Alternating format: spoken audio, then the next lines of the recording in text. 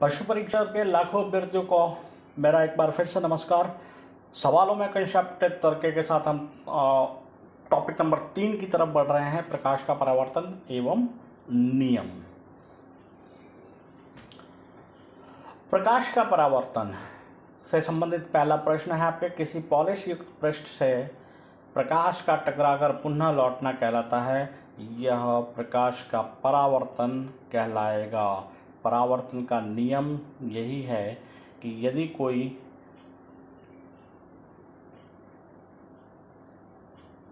Polish युक्त पृष्ठ होगा तो प्रकाश की किरण इस पर आपतित होती है तो उसी दिशा में पुनः उतने ही डिग्री कोण से लौट जाती है।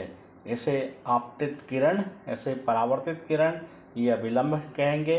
और ये जो आपको दर्शा रहा है कि एक परावर्तक पृष्ठ है।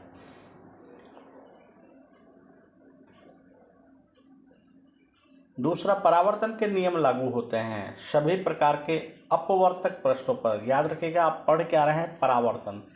परावर्तन जहां होगा वहां अपवर्तक पृष्ठ की कोई जगह नहीं होगी, क्योंकि ये अपवर्तन से संबंधित टर्मिनोलॉजी है, तो ये आपका है नहीं।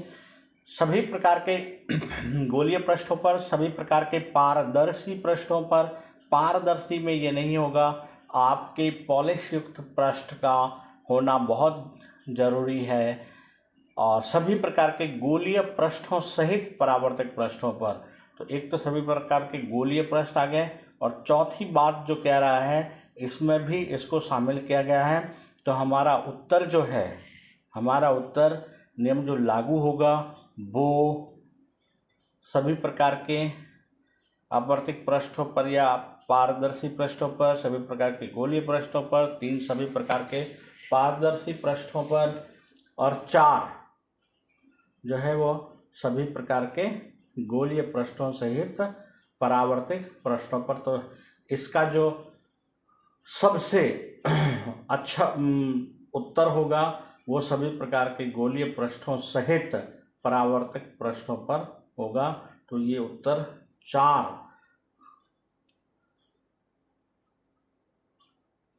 गोलीय पृष्ठों को हम एक बार समझ लें कि इससे है क्या।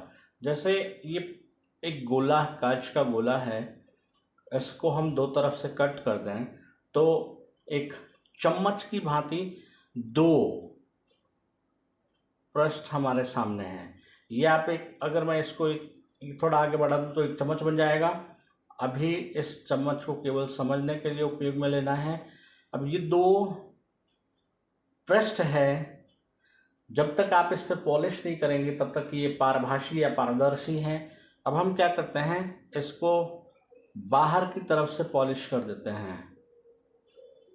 तो जब इसके बाहर की तरफ पॉलिश करेंगे तो इसका परावर्तक पृष्ठ जो है वो ये हो जाएगा। और अगर इसके अंदरूनी भाग, वक्रित अंदरूनी भाग पर पॉलिश करेंगे तो इसका परावर्तक पृष्ठ ये हो जाएगा। तो ये जो गोलीय दर्पण है, गोलीय दर्पण का मतलब क्या हुआ, कांच का वह कटा हुआ हिस्सा जिसे दर्पण के रूप में प्रयोग में लिया जाता है उसे गोलीय दर्पण कहते हैं। और ये जो इसको, जब ये बाहरी सतह यदि इसकी पॉलिश युक्त होती है तो इसका परावर्तक पृष्ठ जो होगा वो आंतरिक हो जाता है, और जब आंतरिक सतह पर पॉलिश होती है तो इसका परावर्तक पृष्ठ बाहरी हो जाता है। इस स्थिति में ये उत्तल दर्पण का काम करेगा और इस स्थिति में ये अवतल दर्पण का काम करेगा।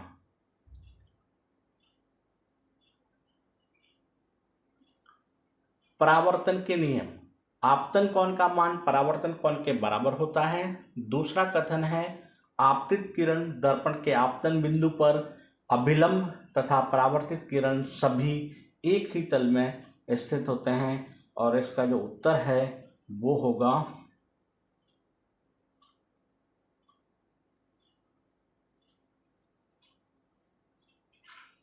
डी, 1 और 2 दोनों।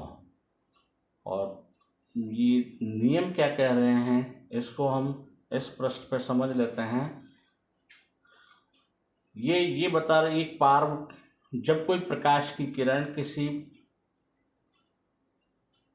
अपारदर्शी पृष्ठ से टकराती है तो वह उतने ही डिग्री कोण से पुनः उसी दिशा में लौट जाती है। अब ये जो किरण इस पे आ रही है इसको आपतित किरण कहते हैं, और जो किरण लौट रही है उसे परावर्तित किरण कहते हैं। और ये जो एक काल्पनिक लंब है इसे अभिलंब के नाम से जाना जाता है। और इन दोनों के बीच, अभिलंब और आपतित किरण के बीच जो कोण बनता है साइन आई, उसे आपतन कोण कहा जाता है। ये जो साइन आई होगा वो इसका आपतन कोण होगा, और इसकी दूसरी तरफ ये साइन आर होगा, इसको परावर्तित कोण कहते हैं। तो अब इन सभी बातों को समझिएगा कि आपतन कोण का मान परावर्तन कोण के बराबर होता है। सही बात है ये, क्योंकि बीचों बीच लंब जब इसको विभेदित कर रहा है तो उस स्थिति में ये लंब विभेदित कर रहा है और ये कोण बनेंगे तो इन दोनों का मान जो है वो बराबर होगा। पहली बात सही है। दूसरी, आपतित किरण ये रही और दर्पण के आपतन बिंदु पर अभिलंब ये रहा, और तीसरा परावर्तित किरण एक ही तल में होते हैं। तो जब हम इसको प्रैक्टिकल या प्रायोगिक रूप से किसी पृष्ठ पर करते हैं, किसी कागज पर, अगर हम इस प्रयोग को करें तो ये तीनों एक ही तल पर प्राप्त होते हैं। इसलिए ये परावर्तन के दोनों ही सिद्ध नियम है, और हमारा उत्तर भी यही होगा कि दोनों ही नियम परावर्तन के हैं। पशु परिचय के लिए प्रकाश का परावर्तन है नियम के अंतर्गत प्रश्न संख्या 4, ऐसे दर्पण जिनका परावर्तक पृष्ठ गोलीय होते हैं कहलाते हैं। अब तक आप समझ चुके होंगे कि ये गोलीय दर्पण कहलाएंगे, कोई शक नहीं इसमें। अब गोलीय दर्पण की कुछ विशेषता बता दी इन्होंने। गोलीय दर्पण का परावर्तक पृष्ठ अंदर की ओर या बाहर की ओर वक्रित हो सकता है, यह अपन ने चित्र में देख लिया था। गोलीय दर्पण जिसका परावर्तक पृष्ठ अंदर की ओर तथा गोले के केंद्र की ओर वक्रित है वह अवतल दर्पण कहलाता है, और गोलीय दर्पण जिसका परावर्तक पृष्ठ बाहर की ओर वक्रित है वह उत्तल दर्पण कहलाता है। ये हम समझ चुके हैं।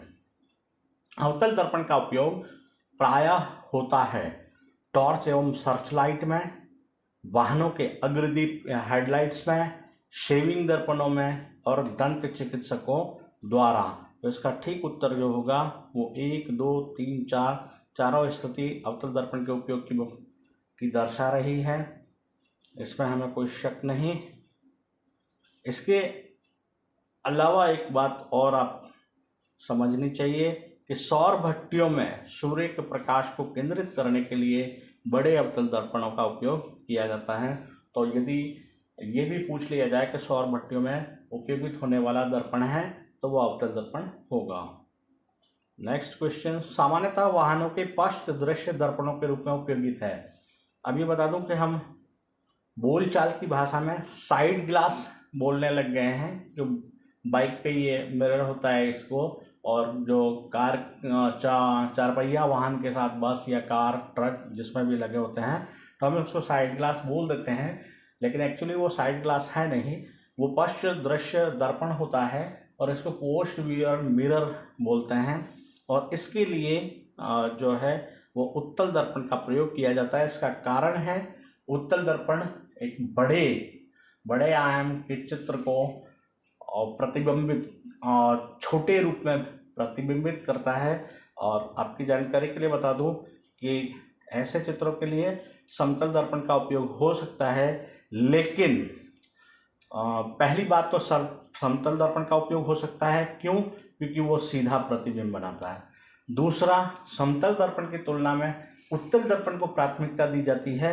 उसका कारण है कि वो पीछे के बहुत बड़े आयामी क्षेत्र को छोटे चित्र में संयोजित करता है, तो बड़ा भाग आसानी से देखने में सक्षम होता है। कोई भी ड्राइवर या राइडर, इसलिए इस प्राथमिकता जो है वो उत्तर दर्पण को दी जाती है।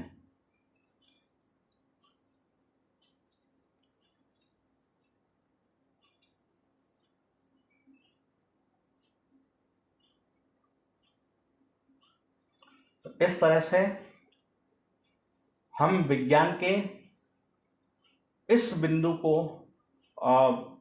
प्रकाश का परावर्तन एवं नियम पार्ट 1 के जरिए बड़े आसान सवालों से आपके समक्ष प्रस्तुत कर चुके हैं और उत्तरोत्तर हम इससे बनने वाले और भी परीक्षा उपयोगी प्रश्नों का एक संकलन लेकर हाजिर होंगे। तब तक के लिए जय हिंद, जय भारत।